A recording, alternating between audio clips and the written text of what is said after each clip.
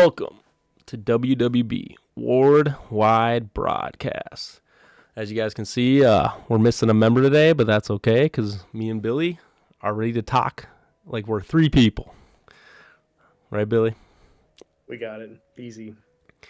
All right.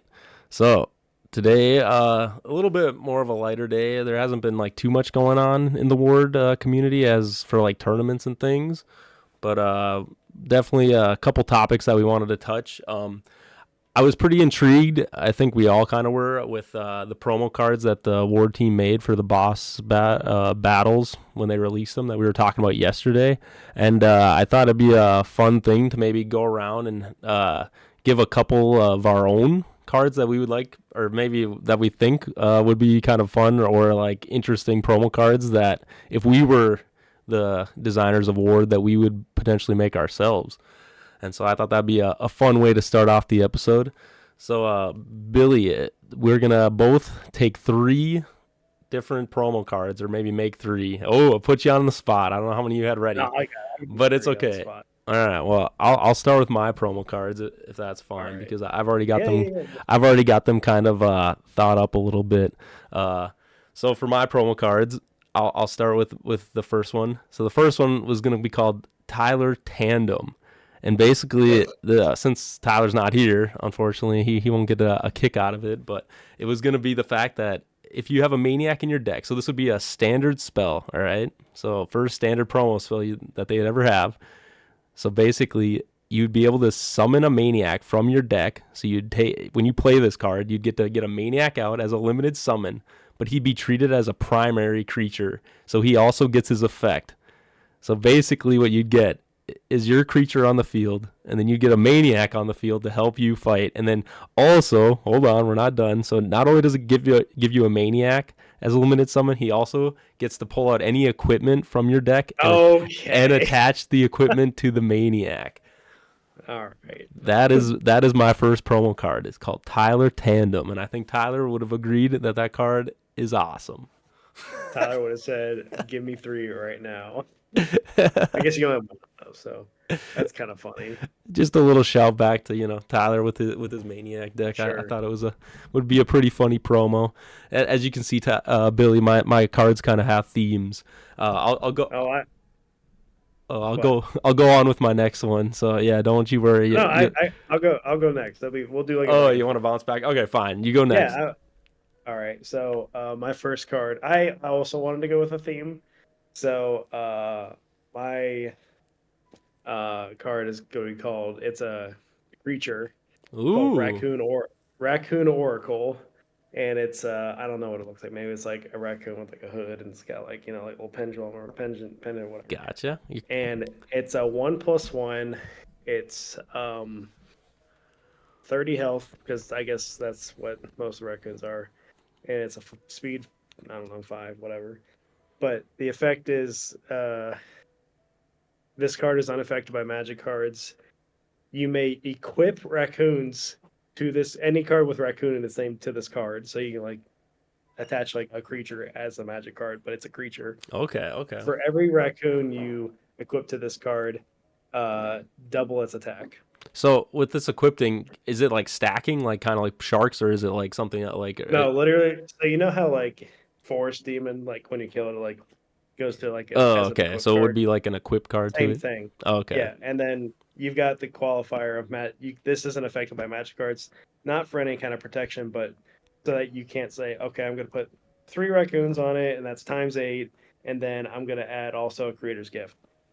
No extra. It's just however many raccoons you put on it, it gets the extra multiplier, and then of course, if it dies, they all die with it. Man's making the ultimate raccoon. All the raccoon lovers are just they're all scurrying through the garbage, and they're like, wait, did you just say raccoons? That's what I picture all the raccoon lovers doing. They're all just digging in garbage until someone says something about raccoons. Give me the garbage. Yeah, until somebody says something about raccoons, they're all just like, whoa. No, that's an awesome. Yeah. That's an awesome card. Yeah, but I mean, there's only 2 cards in the game with raccoon in it, and no one really has 3 raccoon knights. So it's not like this thing's gonna be nuts anyways. It's 30 HP, so I was like, it'd just be fun. Like, No, for Got the sure. raccoons. I like it. I like it. All right, all right. I'll take it over again. So this my next card is gonna be called Billy Hooters. And so what this card does, no, you're really gonna like this. Okay, Billy Hooters. Ready? Ready? So go ahead. it's an equip card, and then you can equip it, and whenever you equip it to the creature, every creature just gets a big set of tits. All right. So hear me out. Hear me out.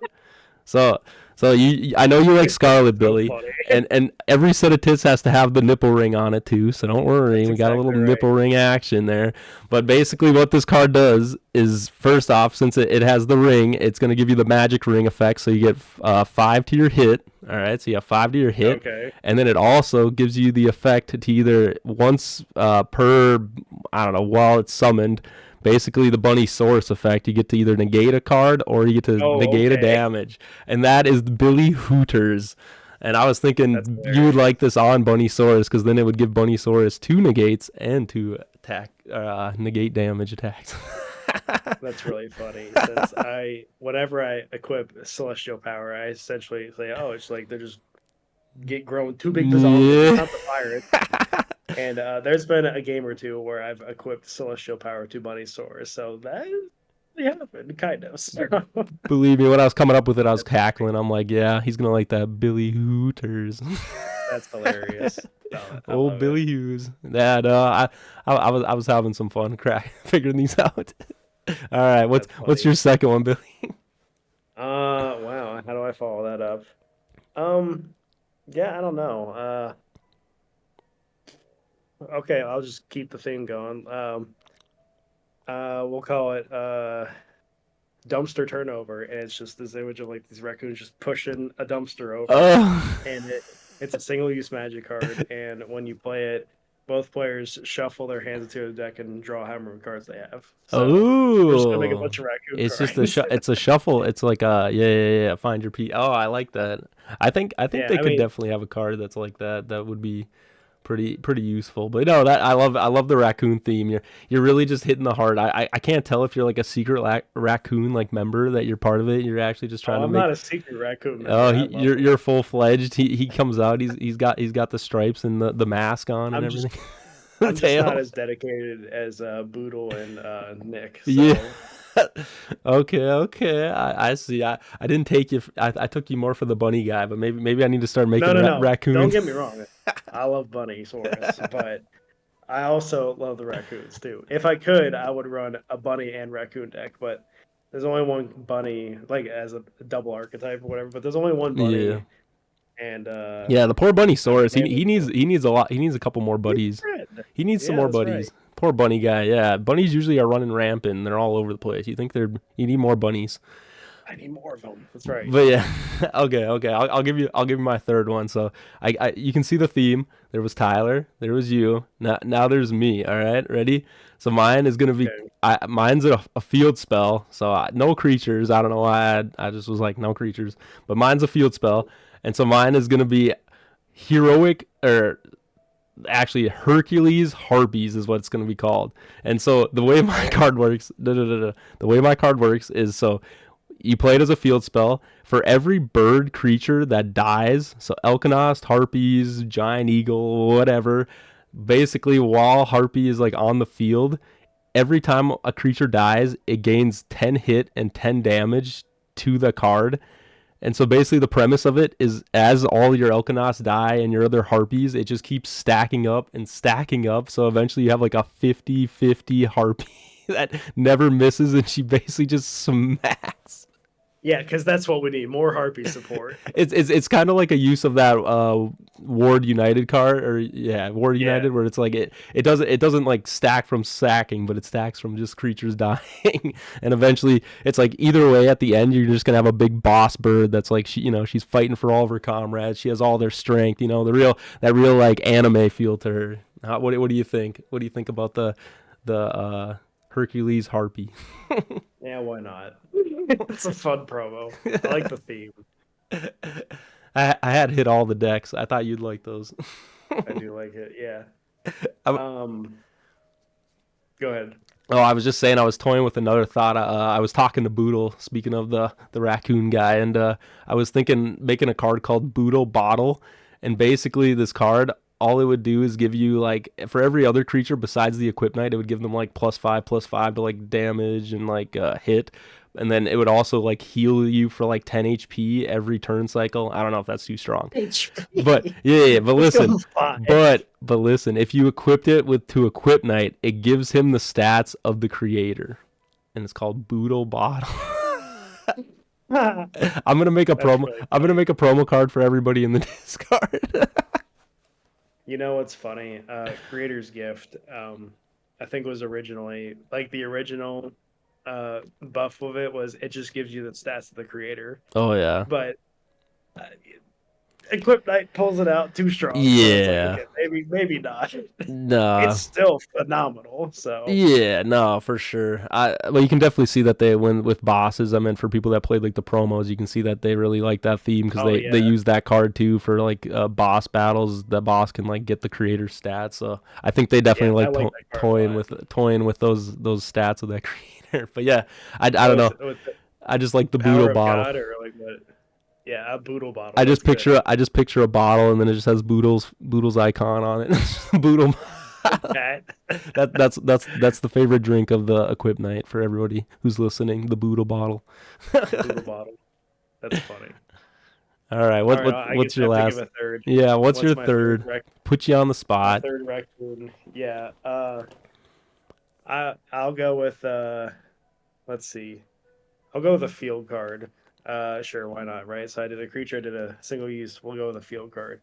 And we'll call it a family force. And it's this it's an image of a raccoon and he's kind of like with got a cape on, he's like yelling like charge and like there's a bunch of raccoons like in the background Hmm. like and then it says once per turn roll a die. If it's 4 to 6, you may limit summon from your deck as many cards with raccoon in their name Oh as my.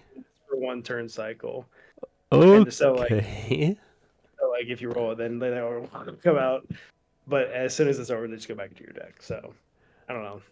I, Another I, fun raccoon I card. like it. I think I was hoping that it would have a little synergy with your other card, that the like the one that lets you like shuffle, but I feel like it's like almost like they both work kind of in tandem. It's like you want to find you're gonna find raccoons. Either you're finding them in your deck or you're finding them like adding them to your hand or however Oh, vice you think there's versa.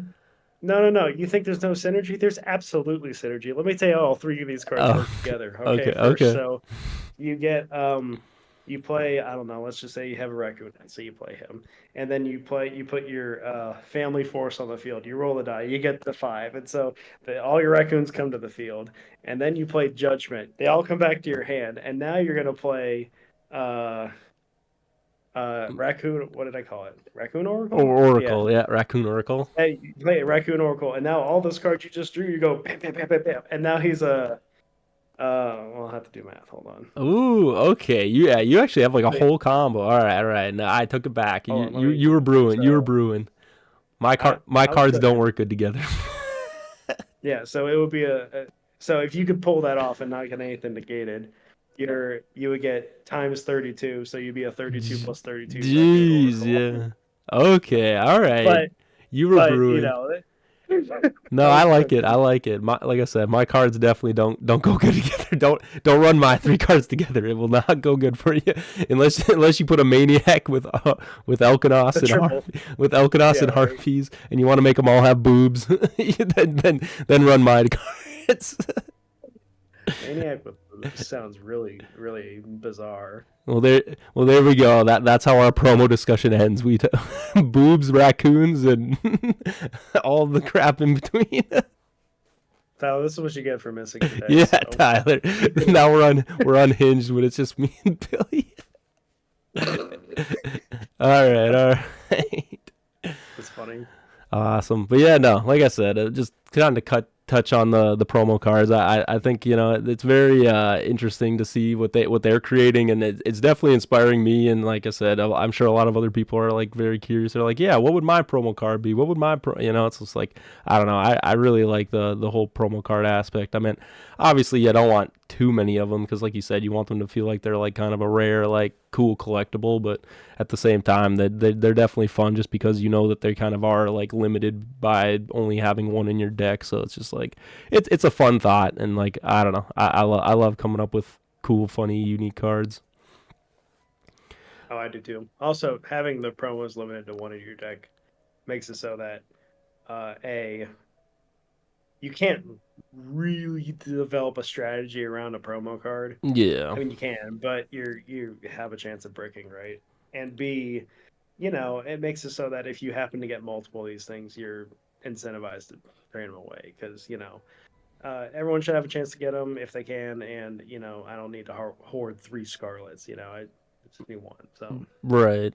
No, that reminds me too. I remember when I got Brock's the King or the Godslayer or Godslayer God Brock's. Killer Brock, Yeah. yeah, And I just remember I was like, I'm building a deck where I put armor on everybody and make them AL12. And then you realize you're like, wait, I only get one Brock's in my deck. And then you're just like, yeah. maybe it's not as good as it sounds, but it's fun. All right, so I'm gonna have three Dragon Powers, Yeah. and I'm gonna have No, exactly. He needs dragon in his name so I can search him out with that dragon tamer card. right. All right, but anyway, we're gonna move to our next segment. So I know everybody liked convincing Captain Ward last time, and so I thought we would bring him back. So we are here again with Mr. Captain Ward, except for there's a little twist. We're still gonna be convincing him, but now instead of one card that we're all convincing him about, I wanted to make it a little more fun and go through a little more of the cards in Ward. Again, this is just kind of a fun way to get everyone to kind of like for us to like defend and give like our kind of take on cards. And so it's like I want us to have three cards now. So big old three, and then we're gonna basically have all those cards together, and we're gonna try to convince Captain Ward, aka each other, who has the better three. But again, it's just randomly generated, and so I already did the generating earlier, so Oh, okay, yeah. I've already picked the ones for you, so don't worry. But they're gonna show up here, and we're gonna see which ones Billy has and which ones I have. All So right. Billy, are you ready? We're gonna have a fun time with Captain Ward. So I'll start with yours, Billy. So ready? The cards that I had for you. First off, you're gonna love this one.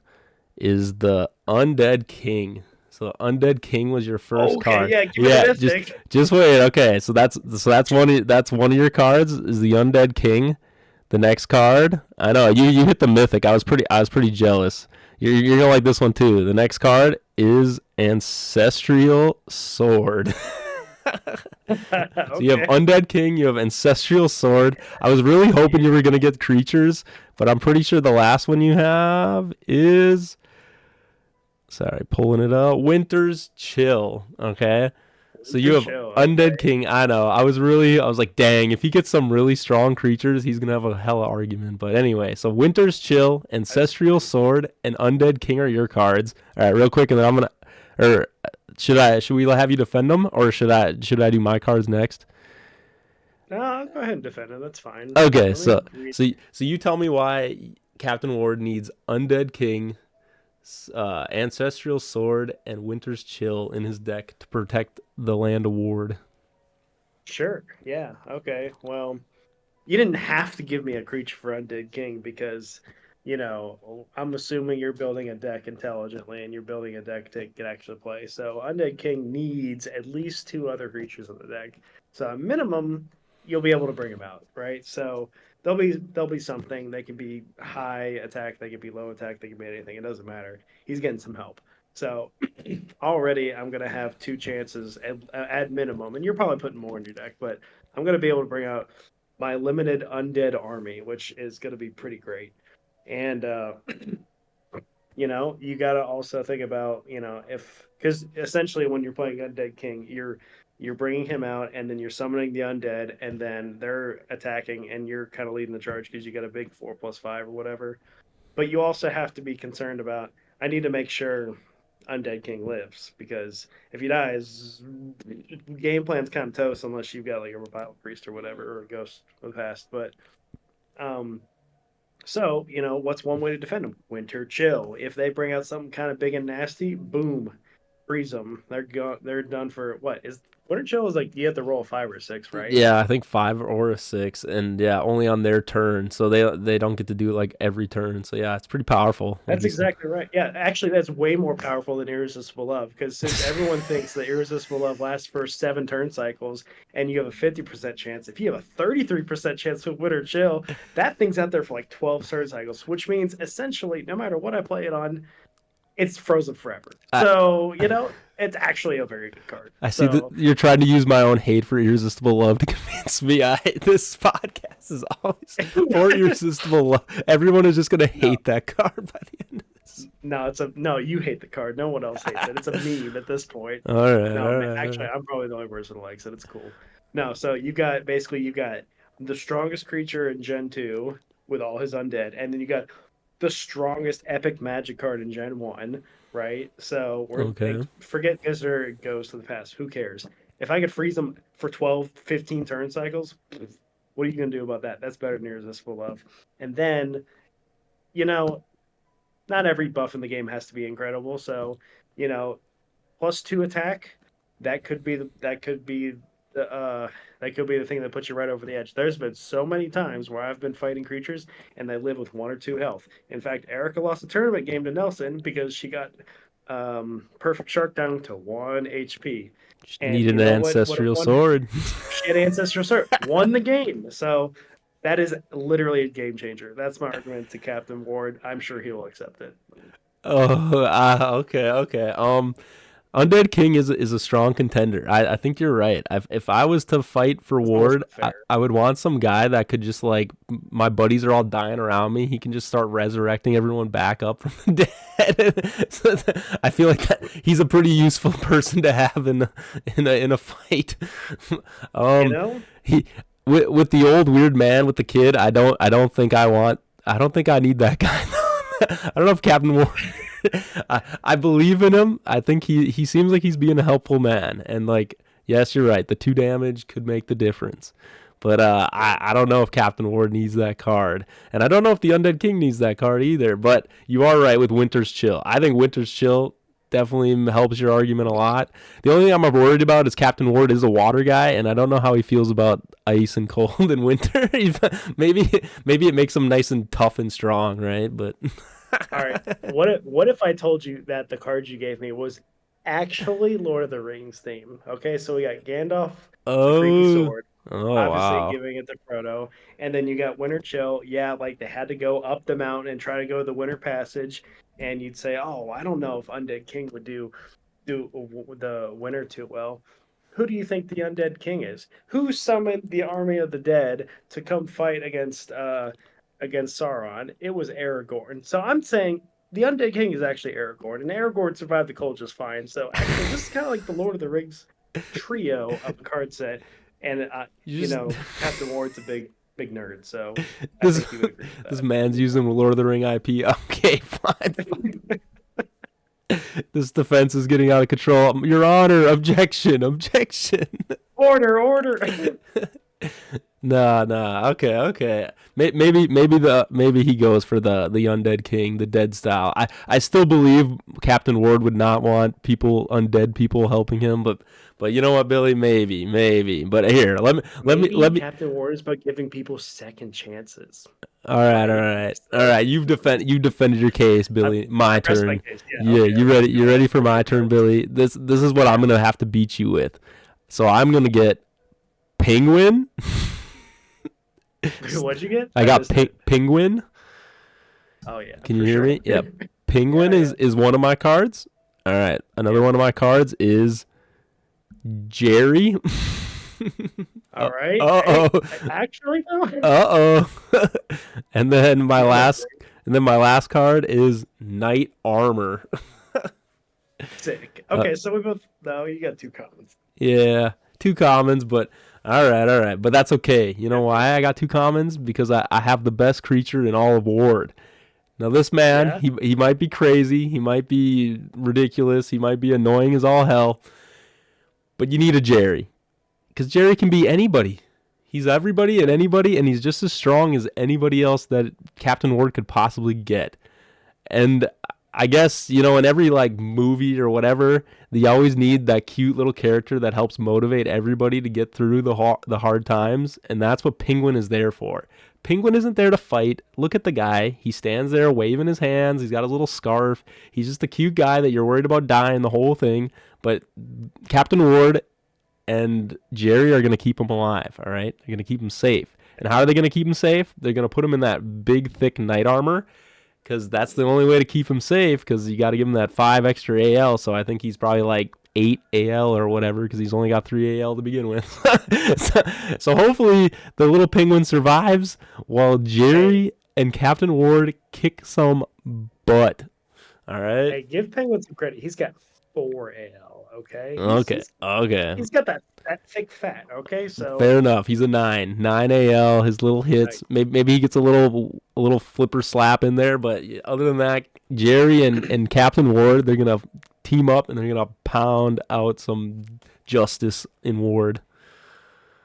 There, Billy. That's my defense. Yeah. What do you think? I think I got it. I think that's a good one. Yeah, I mean, I suppose. When you're talking about the cute creature, like I thought you were talking about Jerry. So he could be a penguin too. He can just turn into the penguin. He could be a penguin, yeah. Yeah. So Jerry is only as good as the opponent he's facing, I guess. So yeah. So if it's big and bad, the only thing that's scary is that he turns into the same thing as them. So I don't know how that works, if he gets like their whole personality or all that. He just turns sides. Ooh, I never considered that. Yes, he is kind of a chaotic creature, so I don't know. I'd be a little worried about what he decides. Maybe he just turns into another Captain Ward, and then him and Captain Ward, they have like a weird little duo beat up, and everyone's high five. Okay, the real question is if Jerry turns into Captain Ward, does that mean like they'd have like a dance off, like to see who beat each other, or it would be more of like a? Oh, there's a dance off, Billy. There's a dance off. And the credit scene too. There's a little like credit scene where they're all together after they've won the fight. They're all having a good old time. Yeah. Right. Yeah. They just break up the top hats. They're like, Yeah. That's funny. Come on, Billy. It's all right. It's an all right argument. It's pretty good. It's all right. Come on. Right. You always need a cute creature, and you always need that crazy, psychotic, rambunctious other member that just does a bunch of goofy, random stuff that ends up making everything work out in the end. Right. Jerry and Penguin. Yeah.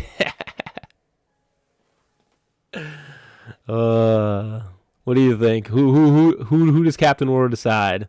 I don't know. I feel like he might want the Jerry and the Penguin. I would take the Jerry and the Penguin person. I think the Undead King might have sliced the gumball in half on that one. Yeah. Isn't he the big bad we're all fighting anyway? So come on, how can he even be on? No. Come on. Captain Ward's teaming up with the Undead King because the creator is turned bad, and we need to go put him in his place. All right. Well, how about this, Billy? We'll let the people decide. All right, people, you guys get to decide what Captain Ward. Yes, go in the comments and tell us who wins. If it's Undead King with the Ancestral Sword and Winter's Chill, or if it's Penguin, Jerry, and Knight Armor. Which cards would Captain Ward want on his team to take or save Ward? There it is. We'll leave it up to the people, Billy. Fair enough? All right. Democracy wins. Yeah. Well, I mean, there's only 2 of us here now, so without Tyler, we can't. We don't really have like a third voice to be like, who wins? But all right.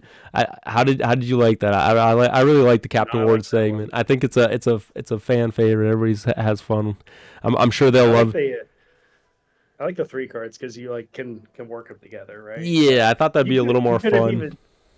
You could have even told me, oh, well, actually, Penguin is actually good because Winter Chill doesn't work on him because he lives in Winter Chill. So take that. Yeah, true. That should be a thing within Winter Chill. It says anyone with snow in their name or whatever. If you're in the snow. Yeah, if they're in the snow in the picture, they're like unaffected. They can't be affected by this card. No, that'd be kind of cool. Another buff to Raccoon. Yeah, freak. God dang, these raccoons. Yeah, with all your promo cards, raccoons would be meta for sure. All One right. raccoon deck, man. That's all I All want. right, we're gonna say goodbye to Captain Ward, though. He's gonna go off and do his Ward saving things. Bye, bye, bye. All right. Back to the ocean. I guess with that, I was curious if you wanted to maybe give some of our more of our our irresponsible takes. I guess is Ah, the irresponsible takes. Yes, of irresponsible course. takes. We've been kind of shouting it out. I know I went a little hard on that Dragon of Time in the last episode.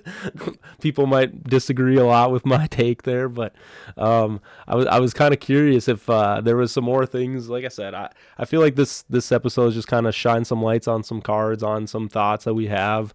Like I said, we're kind of freestyling here. We're missing a member, so me and you might be willing to go in and have some hot takes. Is there anything maybe for you right off the rip that you might want to talk about as a hot take that you have going into it? Whatever you want to talk about, I guess is Hmm. what's your take? Putting you on the spot. My irresponsible take. I'm just kind of like scrolling through cards to see if I have Shout anything out off to the top of my Scott. head. Irresponsible. We need to make that a card. Irresponsible love definitely needs to become a card. I agree. Um,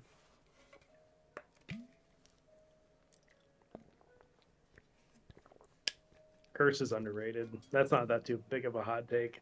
I I thought Curse was garbage in the first edition, and I they put a sneaky buff in there because it used so Curse says all creatures on the opposing side of the field have their AL reduced to one. This card supersedes AL increases.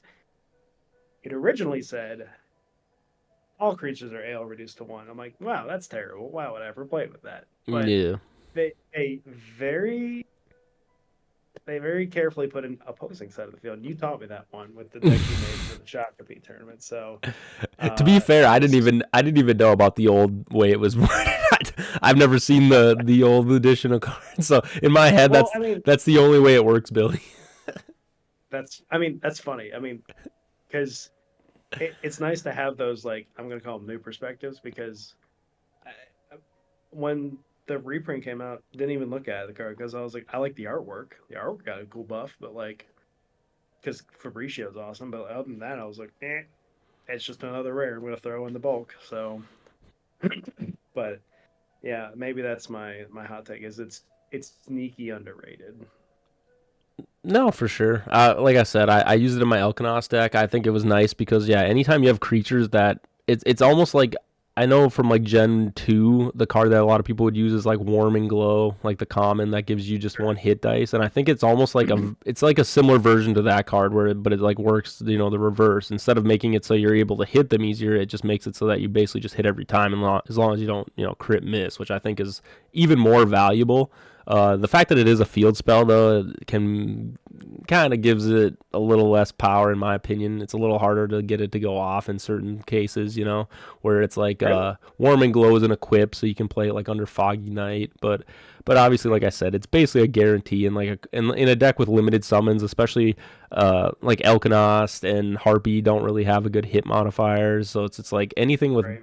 not great hit modifiers. I think you're right. I think it is like a little bit of a nice card to have because then it's just like, okay, if you don't destroy this, I'm basically just hitting you every time. And let's just say I have, the dice rolls of, let's just say I have like 3-1, like Pumpkin Man, or like you were saying, like Shadow Demon or whatever. It's just like those creatures, they'd love this card because it's just like I can hit you with that dice rolls every time, even if I'm not able to have that big modifier. So yeah, I agree. Also, it's got the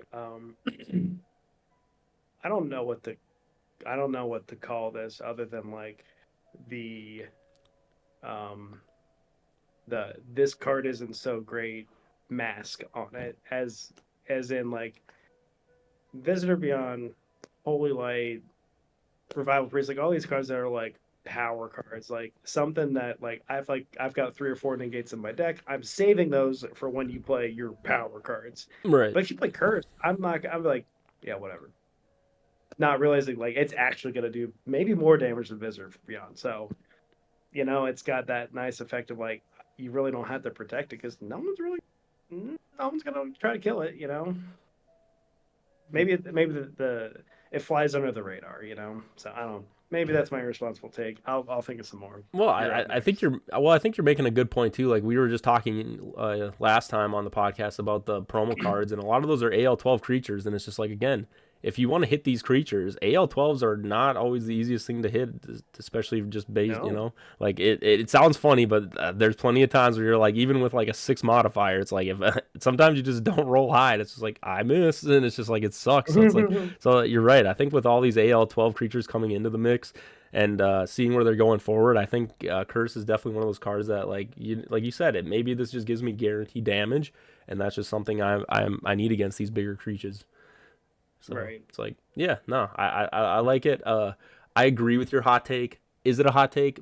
Maybe. I don't really see anybody playing with it, so I think you're right. It's like You're the it's only person who play with it. it's definitely maybe simmering. I wouldn't say it's so much a hot take. It's probably it's on it's getting there. But yeah, I like it. Like you said, not a lot of people are using it, but yeah, I think people in the future will definitely see the strength of how well it can function. And like I said, especially decks where it's just like low modifiers, big, you got a lot of dice but low modifier. You definitely want that card in your deck. Yeah. Um, Here I'll do mine. So this might get everybody all fired up, but I Oh, think I'm ready. Give me mad. Mysterious Door and Junk Scarecrow at a high level are actually very bad cards, and you shouldn't run them in your deck.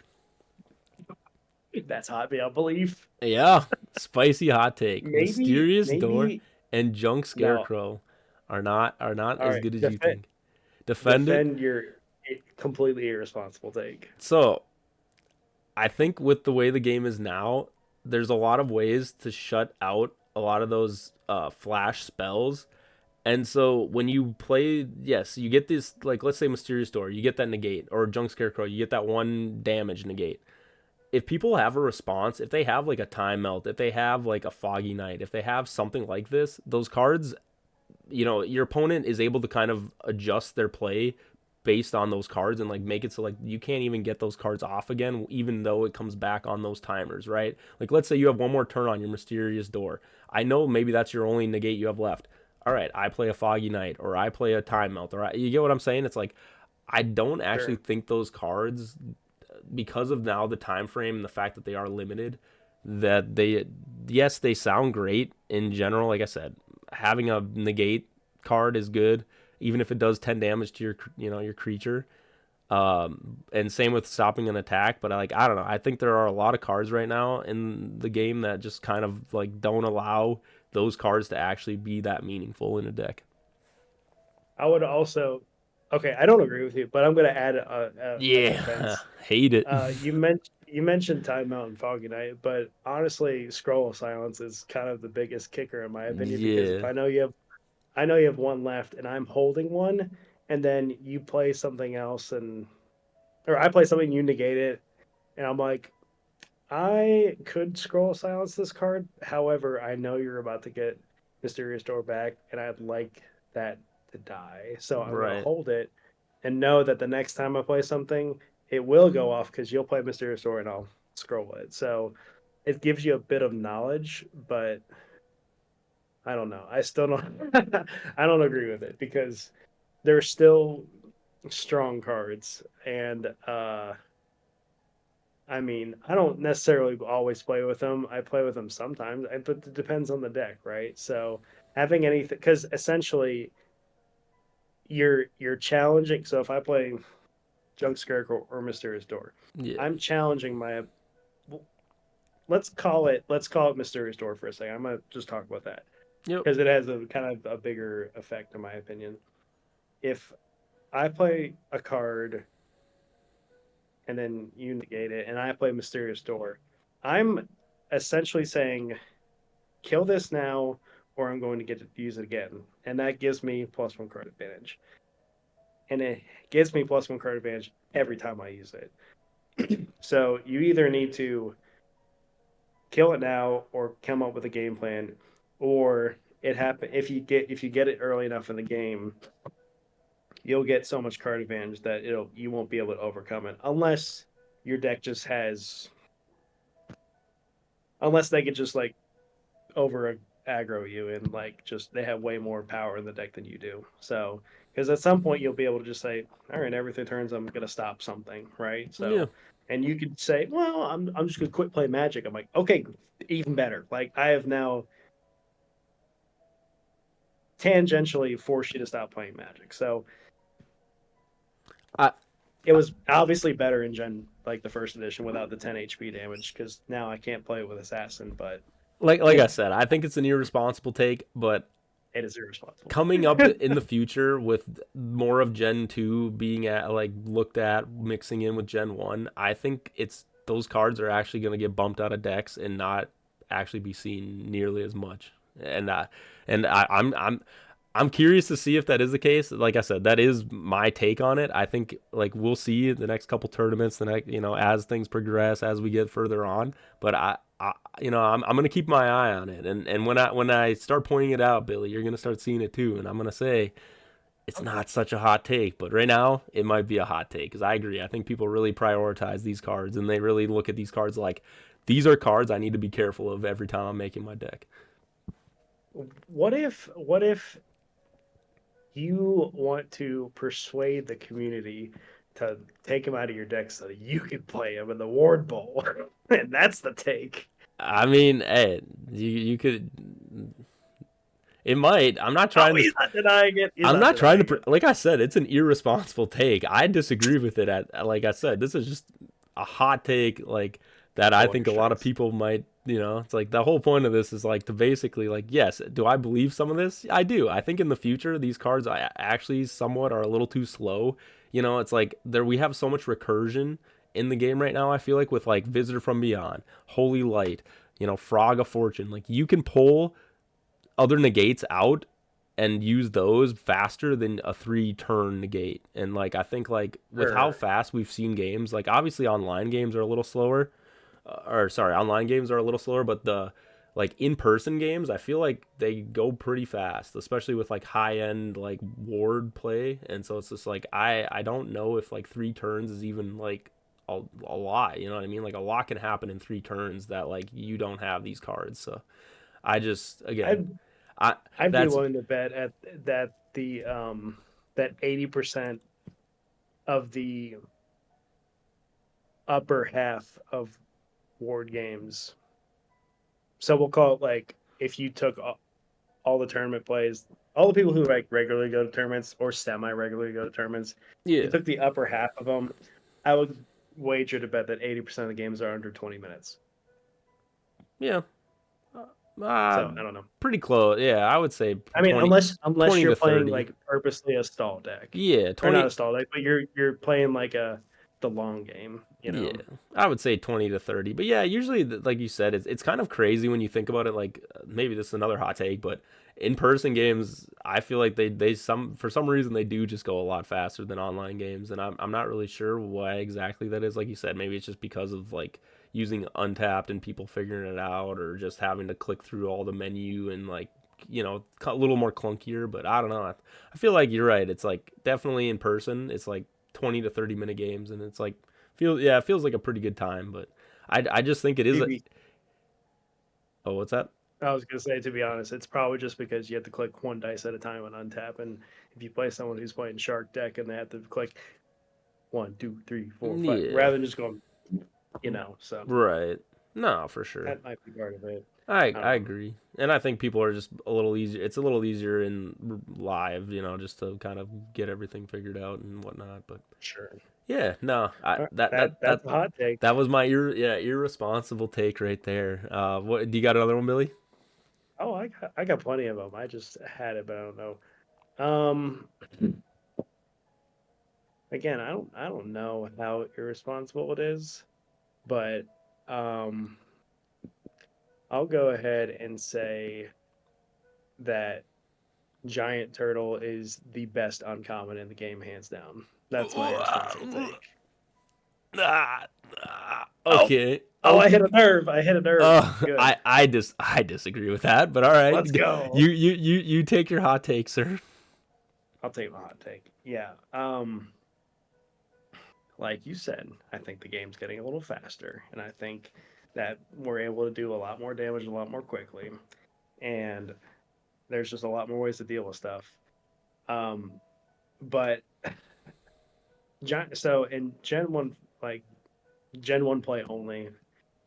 Giant Turtle wasn't used a lot because the games were already kind of, I wouldn't call them fast, but I wouldn't call them slow, but they already took a while. So there was, it's not like you had to like if I played a card that had 30 HP as a creature, like it's gonna last a couple turns. It's like I can kind of count on it. If I played something with 50 HP, like it's gonna last a while because like we're not, unless you had an assassin, like it's gonna survive a lot. But now I don't know. I feel like anything I play that's under 50 HP is like it just has like a 2 turn cycle clock, and I'm not gonna get a lot out of it. Right. Um, but which means that the games are going faster and people are going faster and harder. Um, and if you need time and you don't draw your, well, if you're playing with draw cards like Twister or Dragon Rage, Good if you're cards. playing with them and you don't draw them to start getting through your deck and not get some of the pieces you need to play, Right. the only other way to draw your deck is to wait turn cycles. And sometimes you can't afford that. And the only way to do that is to just place a big wall. And so you have to play something with a lot of HP, and which is fine. You could put a Kraken with 100 HP. You put a green dragon with 100 HP. They could kick some 12 damage at a time. But it's eventually going to die and be a 30 or cemetery. And that might not be good. So, what's the best of both worlds? Mother freaking giant turtle, because it takes half damage. So, it has an effective health pool of 100, but only hits your cemetery for 50. I like So, wait, you wait. I can. like the wind up. I like the mindset you got us all in as you were like Oh, slowly. yeah, well, I I mean, I if I'm felt going you to give I you a felt you stupid take, I felt you massaging my head the whole way in. You're just like, Harry, listen, listen. And then now you just drop and well, you're like giant turtle. All right, Billy. Now start with the giant turtle. What well, about no, him? I mean, if I'm going to sell you on a solution, I got to convince you have a problem, right? Yeah, So, yeah, yeah. All right, salesman, let's so go. the best of both worlds is I need something that doesn't hit my cemetery, but also lasts a long time. And Giant Turtle has an effective health pool of 100, but only hits your cemetery for 50. That's very good. And sure, it's not going to be hitting anything very hard. It doesn't need to. It's a pseudo draw card because it lets you stall a little bit until you get your cards. Or if you're playing a deck that wants your opponent to have a lot of cards, i.e., Demon Dragon, i.e., First Law, and any of these cards that are like, I'm trying to make you have a lot of cards, Yeah. perfect. So, also, for you mysterious door haters out there, if you play mysterious door with giant turtles on the field, it only does 5 damage on it Oh because yeah. it says half all damage. That is I really hope people do take a look at that because yeah, I honestly didn't think about that either. But basically, all damage, as long as it is slower than the creature it is facing, it is all halved. So burn damage, all that stuff is cut in half. So it's like you do have a point there with like being a stall. I do agree that when it comes to burn, when it comes to these things, that card does do a lot. Um, I will make the big argument, and seems to be the podcast theme. Irresistible love, Billy. Here Irresistible we love. go. I don't. It doesn't stop irresistible love, Billy. Dang, you're right. It doesn't stop irresistible love. You got me there. but But it no. it it stalls me long enough to roll out of it. So how about that? No, and I think that's like you said. It's buying you time. It's giving you some turns, and I can agree with that. Um, like you said, when it comes to do I put other uncommons in my deck that isn't giant turtle? There's a few that come to mind. Like you said, at the moment the game is pretty fast paced, and it seems like people are just happy to have like more damage over sustainability at this moment. Like you said, I think we see a lot of Yeah, raccoon knights. We see a lot of assassins. We see a Metamob, lot, yeah, CLS. Yeah, things exactly. things that they don't care about the HP. They just want to do damage, and it's just like, yeah, I think you have a point where it's just like, yeah, this card definitely slows it down. Does it slow it down to the effect that you want it to? Like you said, 2 turns is 2 turns. I mean, it can be meaningful, but it doesn't last too long. And the fact that, like you said, on its own, it doesn't clear these creatures. If it had enough damage to clear an assassin in one hit, you might be right. This might be the one of the best uncommon cards, right?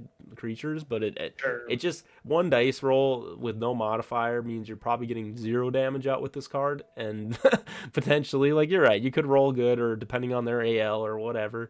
But yeah, I see, you know what I mean? It's just like, I don't know. I think, I like you get it. said, damage is just a little too plentiful. Where it's like this ability on this creature is great, but it just doesn't always like do as much as you want it to. But I do agree. I'm not saying it's like the worst take. Like I think there is not that many uncommon creatures that can go above giant turtle, but it's not right. It's not.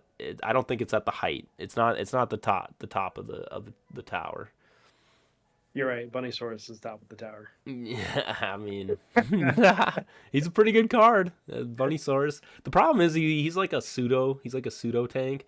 So it's like, again, it's like, yeah, you can block a damage, but you really want to use it to like put pressure on your opponent. Like, hey, as long as this creature's on the field, you can't play anything, right? You can't, you're not allowed to do Oh, anything. you can. You have to play around it. So like, Yeah, exactly. Well, and like I then said, you're forcing your opponent to think about what they're gonna play. Like, they can't just spit out magic cards and think that they're just gonna get away with it, right? It's like I do right. like that feel of it.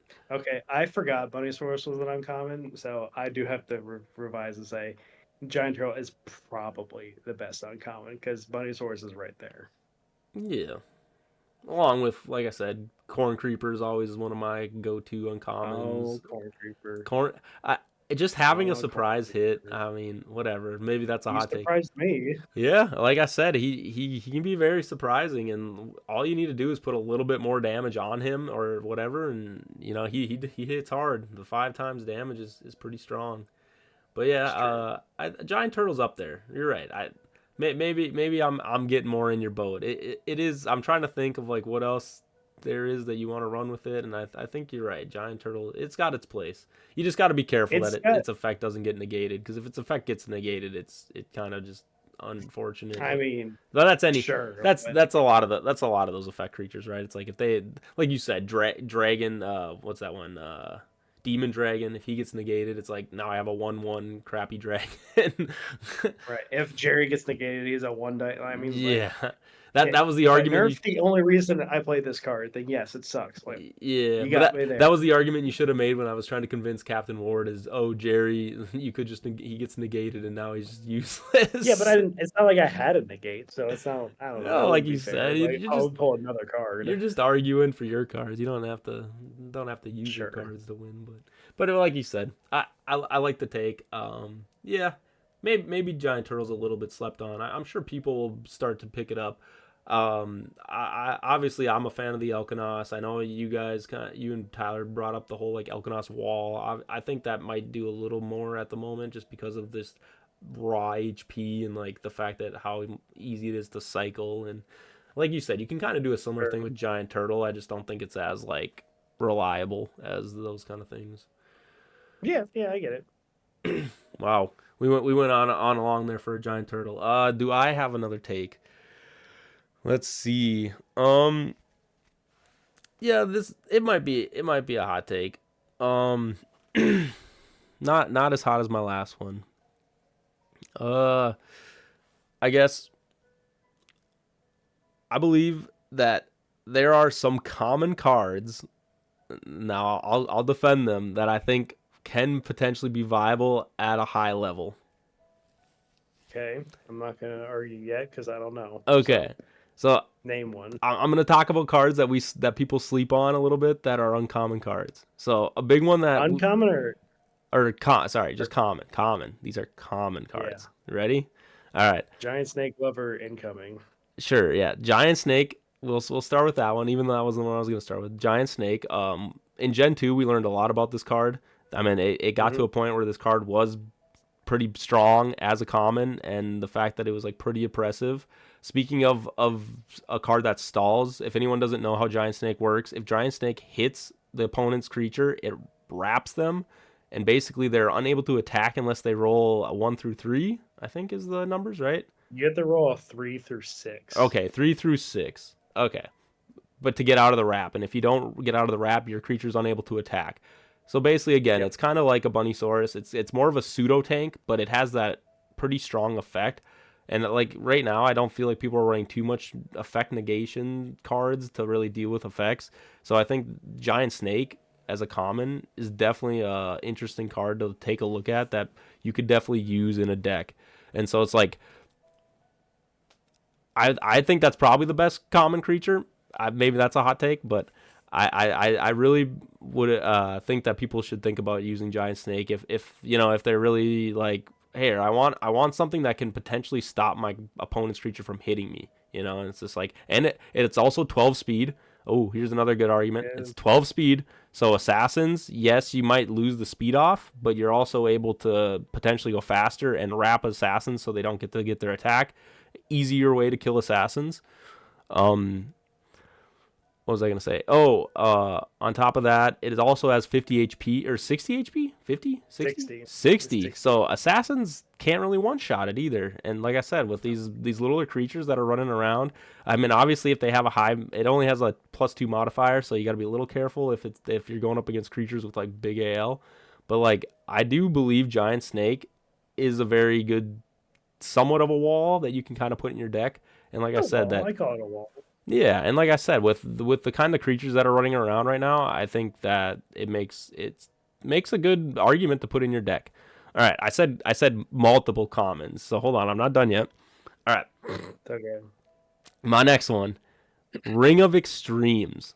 Now I don't know Let's how. go. That's what I'm talking. No, I'm a Yeah. Ring of Extremes lover. I love that Okay, yeah. answer. So I'll be the one to bring the Ring of Extremes. If people don't know, this card also got fixed in Gen 2. So before, the way that critting worked was you could crit even if you went over 12 on a dice roll. I know there's been some discussion in the Discord, but yeah. So basically, if you roll your dice and let's say you added another hit dice and you get over 12, it would automatically crit.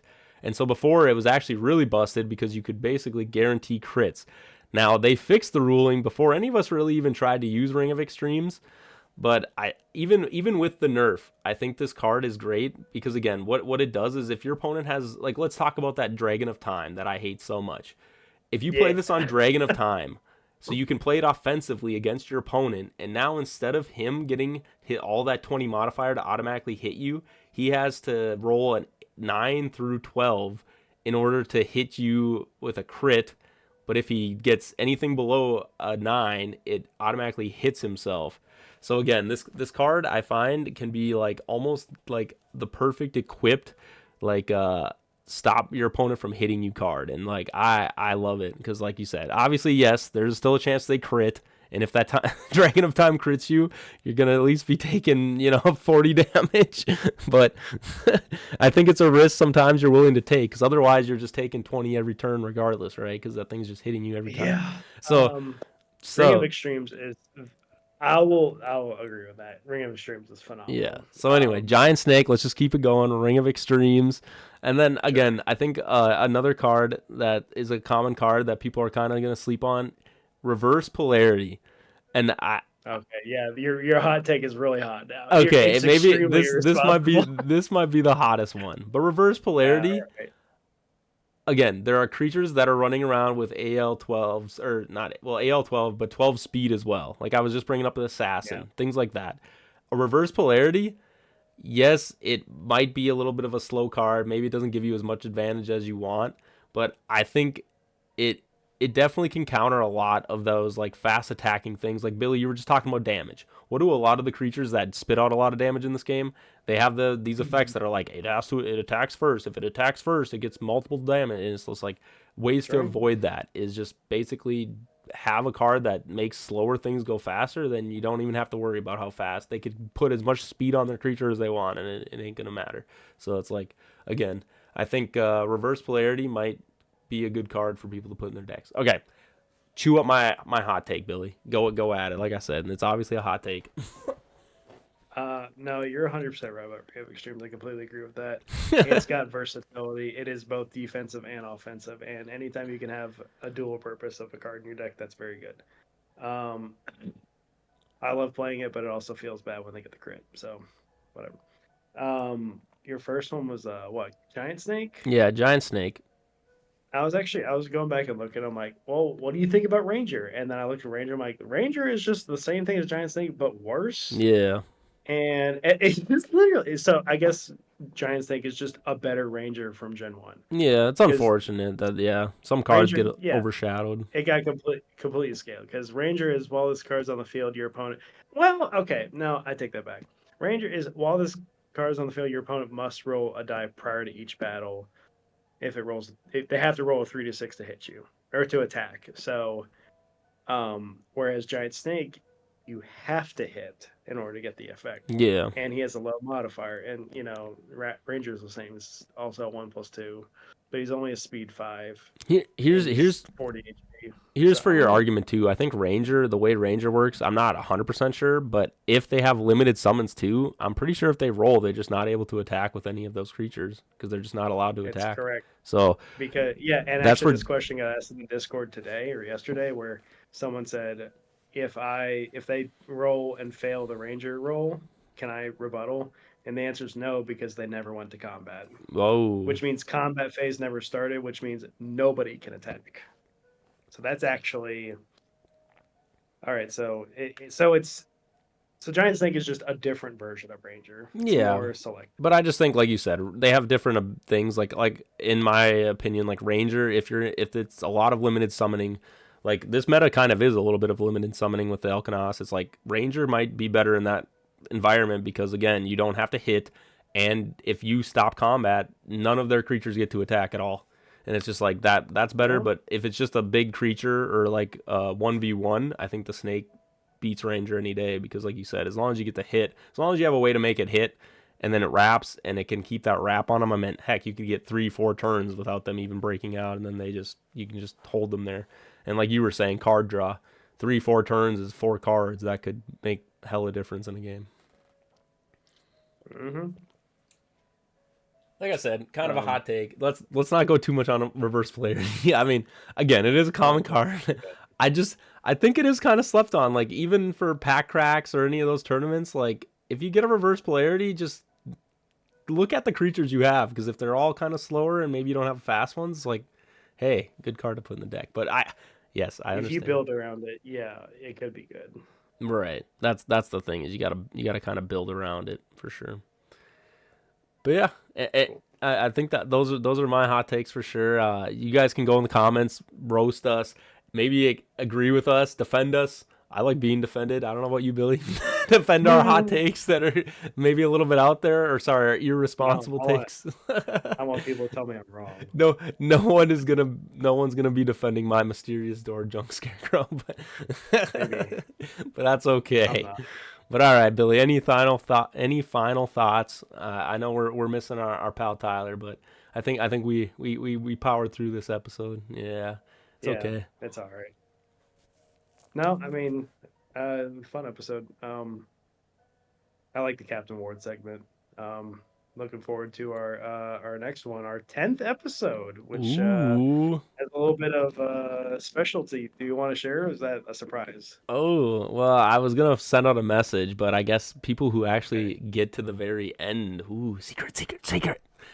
Okay, so for our next episode, guys, I know some people were asking in the Discord, when do we get to see award staff come on your podcast? Well, if that was your question, it's next episode. Episode 10, we are going to have Tommy. Woo!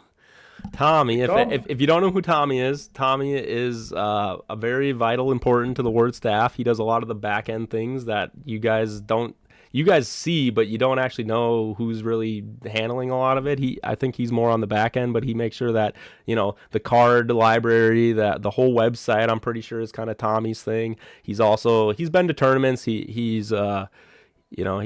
gets around, and he's also in the Discord, I guess I should say. If anybody knows, he is, Jesus, why can't I think of his name? Billy, what's his name in the Discord? Fryboy. Thank you. I just had to ruin all the cameras just for that. Fryboy in the Discord. So that is Tommy, and he is going to be our first staff member on. So again, keep it secret. You made it to the end of the video. Secret. You get to be a cool guy like us and know who's coming on. So again, if you guys were trying to live stream that, we want to have as many people on and watching it as we can. And like I said, it's just another aspect of the Ward community that we want to touch. We want to touch every aspect, right? We want to get everybody involved, get every side of it. I mean, that's kind of what this whole podcast was made for. So yeah, I'm excited. I'm pretty sure Billy's probably pretty pumped to have Tommy on. Pretty pumped. I guess the only thing you missed is that he's Joe's brother and he made the game with him. So. Oh, okay. Yes, he made the game. He's Joe's brother, but I mean they'll get to meet Joe too eventually. But he's our first one, so guess what? He gets to introduce everything like that. I guess a real quick thing. It's not going to be a big like interview the guy. So for people who are like, I want to know every nitty gritty question about it. If you want to know every nitty gritty question about Tommy, just go in the chat and message him, and I'm sure he'd love to tell you all about his life. But what we're going to probably do is focus more on topics and things that we want to discuss and have a little more lighthearted, fun things. So we're not going to just be pestering him with questions constantly, or at least that's my goal as the host. I'm going to try to make sure that he feels he's just a guest on WWB. Exactly. He might get to do some fun skits like we did today. You know, he might get to convince Captain Ward or talk about promo cards or. Yeah, or maybe he'll even give us some irresponsible takes, right? That'd be fun. But anyway, yeah. So again, that's coming up in the next episode. Other than that, I think we have a tournament in May that I think it's another untapped tournament that we'll be talking about in the future here. I mean, it's coming up pretty quick though, a couple weeks, so I'm excited about that, and I think that's all the thoughts I got for now. So pretty good episode. Anything else, Billy, or? Send it. All right. You heard him. That's another episode 9. Again, like, subscribe on YouTube. If you're on Spotify, hit the follow, send your comments, all the comments. Again, we want to know what promo card you guys would want to create. Also, who won Captain Ward? I want to win this again. I like winning. So pick Jerry. All right. And then, like I said, also tell us if our irresponsible takes are irresponsible. All right. You guys have a great night. Bye.